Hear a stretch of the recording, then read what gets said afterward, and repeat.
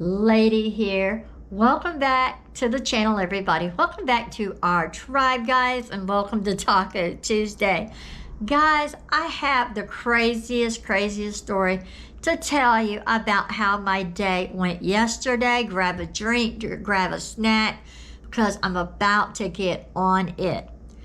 So you guys, if you're familiar with how the energy feels around you, last week I noticed the energy shifting, just like kind of an energy shift around me. And then by the end of last week, things that are connected to me kind of changed, and I started to focus my awareness on things that were connected to me that were changing with this weird energy. But guys, yesterday the energy completely flipped off the rails, just went nuts, and my whole entire day was weird and crazy. Okay, so the gym that I work for, on Mondays I go in at 4:45, I open the doors at 5 o'clock. At 5:30, a homeless woman comes into our gym. She has the clothes on her back, a purse, and she's carrying an overstuffed high back chair. I'm not even kidding. I don't know where she found it, but she was carrying an overstuffed high back chair. That's literally all she had with her. She asked me, hey, can I sit here for a few minutes? And unfortunately, we can't allow people to just come in and sit in the lobby. So no, I'm sorry, we can't do that. So then at 5:30, a little after she left, that's when I realized my husband hasn't called me saying he made it to work okay. My husband commutes really far to work, so he'll call me when he gets there to let me know he made it. He calls me at 8 a.m. to see how I'm doing, and then he'll call me at lunch, say, hey, everything's cool, how you doing? I'm good, hon, have a good afternoon. And he calls me when he gets home, or when he leaves to come home. So a little after 5:30, I tried to call, no answer. Okay, maybe he's stuck in traffic. 5:45, no answer. Well, now I know something has occurred. Either he's broke down, he had a car accident, or he left his phone at home. Like 5:55, I called again, nothing. It's 6 o'clock. I know, even though his shift has started, I called, no answer. At 6:02, my phone rings from an unknown number, and I'm like, I swiped it. It immediately rang again, so I'm like, okay, hello? He's like, hi, hon. I'm like, okay, so did you leave your phone at home? He goes, yes, I did. He goes, I felt something was off. I just felt off today. See, guys, weird energy. Something's off today, and I walked out and forgot my phone. So needless to say, I did not hear from him the rest, of the day until he came home from work. Okay, so then I come home for lunch. I do a live stream playing my tongue drum on TikTok. That went okay. And then I sat down to eat my lunch, and I get a text. I get halfway through my taco, and my boss is like, hey, look, I have 4 extra hours I can throw at you. You can do them today, or you can do them tomorrow. It is currently 11:55.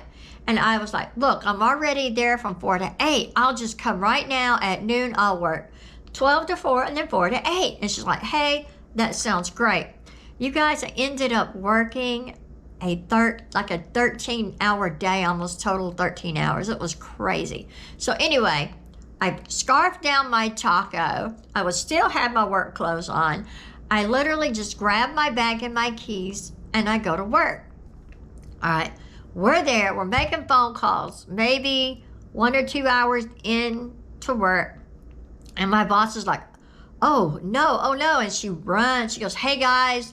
And she runs away from the desk and out the door of the gym. Of course, everybody's following her to see what's going on. There is a man in the parking lot jumping up and down on the cars out there, and he's beating the cars with his fist. He's kicking the cars, banging on the hood, jumping on the cars, and he smashes a side mirror on one of the cars, cuts himself. The boss turns around and says, "Hey, call 911. Something's not right here." And so the guy starts flipping out in the parking lot. He's just all ranting and flailing and circling and hitting cars and kicking cars. And so I guess they told him, they called the cops. So he starts heading towards the busy street in front of our gym, real busy street. He crosses the busy street. As he's doing so, he hits cars as they're going, and then he goes over to across the street to the bar, where he starts hitting, banging, and jumping on cars and attacking cars in that parking lot.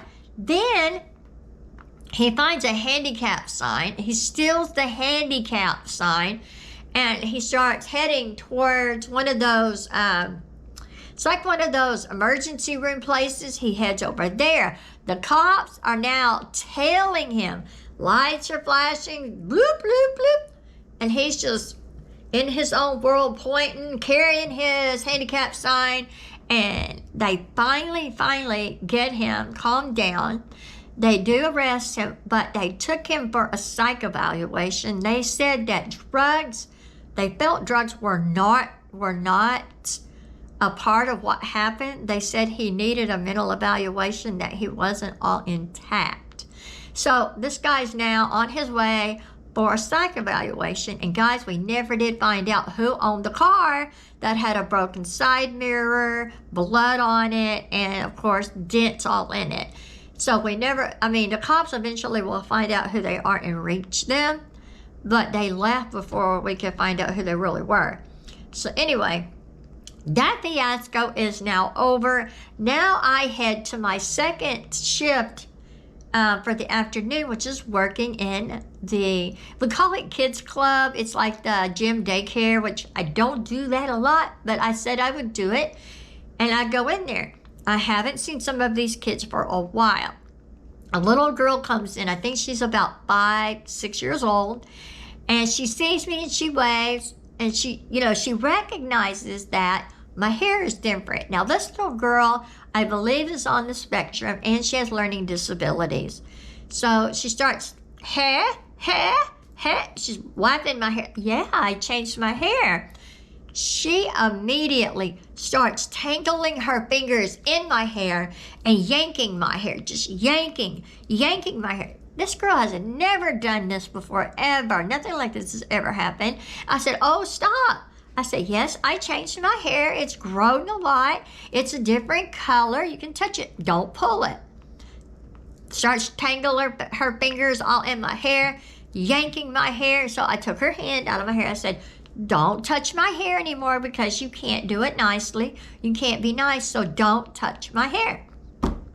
She immediately throws her hands around my neck and starts choking me, trying to strangle me out with all the force she has in her little hands.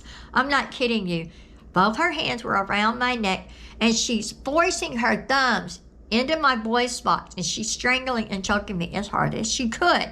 I took her hands off of my neck and said, "Don't touch me anymore, please. You can't be nice, so don't touch me." Well, as soon as she stopped that, this little boy that's about 3 or 4 years old now begins to drop the F-bomb all over the place. F-U, F-U, F-U, oh, F-U, and then effing such and such, effing such and such, effing crap, just however he could use the word. So I text my boss to come in. She comes in and she talks to him and tells him, "We don't use that word in here. Please don't use that word. I don't want to have to call your dad." And he just looks at her and says, "Well, F you." The kid's only 3 or 4, but this is really bad. She goes, "Don't say it anymore." And she walks out. And then he begins to write a little song with the F word, singing it as many ways as he possibly can, guys. I'm not even kidding. The little kid was having a effing time of it, I guess. And so their dad finally comes, and they're like, "Oh, we want to stay and play some more." He agrees to let them stay and play some more. Me and my coworker, we didn't really want to tell him, "Hey, we'd rather you not." He's just being disrespectful in here, and so he leaves them. But then the little kid takes off both of his shoes, begins hitting people with his shoes, chunking his shoe with all his force and hitting people, making them cry. I take both his shoes, and he just literally begins to scream. Literally, did I know that as he stepped out, my boss began to tell him what was going on with the F-word situation, and he turns around. He hears him screaming. He turns around and comes back in. He does talk to his son. Apparently, the little boy had gotten a spanking and time out and some other punishment for saying the word, and they left. Now, the next weird thing that is hard for me to understand is after they left, there was just one little kid left, and after that she left, the last whole entire hour of the shift we had no kids. And yes, guys, that is just weird. From 7 to 8, there is usually always kids, and kids left. There were none for the hour. None. You guys, the whole energy of that entire day was bizarre. There were a couple of things I did not talk about that were personal that happened, that if I would have told y'all that, you just would have been like, girl, you should have never got out of bed. So yeah, we helped the guy at the front desk for the last hour.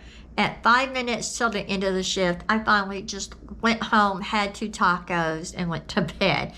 You guys, I just had to come on here and tell you, look, if you're feeling an energy shift around you, start to be aware. I was aware, but I didn't think anything like this would happen.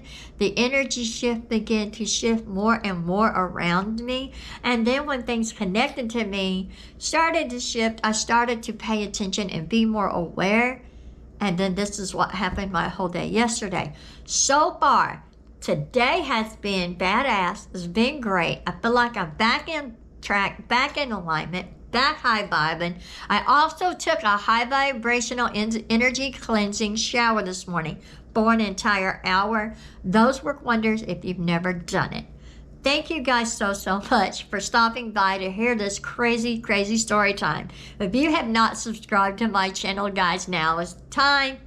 I have a lot of good content for you. And also my TikTok is connected to my YouTube. Check out my shorts, check out my community tab. You guys have a wonderful day, and I'll be vlogging you later.